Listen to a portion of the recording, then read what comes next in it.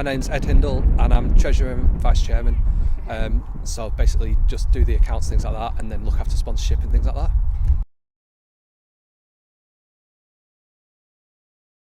We've registered as a charity. In the league we're in, we're entitled to be a charity, and obviously there's the obvious tax benefits for sponsors and everything, but also it just makes it clear for us to run. We don't have the same paperwork, the same accounts to file, the same actual legislation to follow. Yeah, we're still regulated, we still follow the FA rules, but we don't have to do all the paperwork and all the admin that if we were. And then, like I said, if any business comes in to sponsor us, they can claim tax relief off it, and we can also claim gift aid back off personal donations, which increases our actual sponsorship revenue by about 25%. The men officially licensed us to use their name on a rolling 12-month contract. So at the moment it runs out at the end of the season. At the start of this next season, we are sitting down with them to go through more detail. They're supplying us with bits of kit, they're supplying us with various other things, and we're just looking to really firm up a structure so we know how the partnership fully works. The Newcastle United Supporters Trust actually raised it at one of their fans forum meetings to say why don't Wonga back the women's team, because in fact the men's Virgin had previously refused to. Wonga immediately came in and offered to supply full sets of kit plus £1,000 for travel costs as well, being the first sponsor to back the men and the women's Newcastle United team.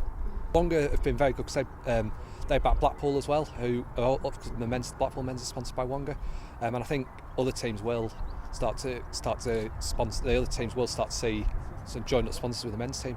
I think what they get from us, from a commercial point of view, is very much worthwhile. What they've given us in terms of PR, sponsorship, and actually all the publicity we've done for them as well.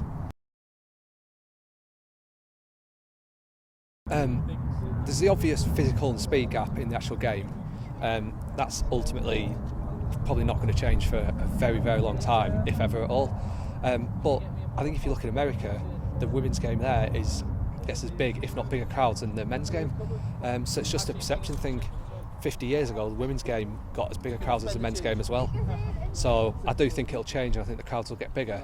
But I just think there's just not the awareness that the teams exist. I went to university with the reserve team captain, and she asked me to come along and sort the books out and just get everything in line. And it sort of progressed from there 12 months ago, and I'm still here, and we're bringing things on next year as well.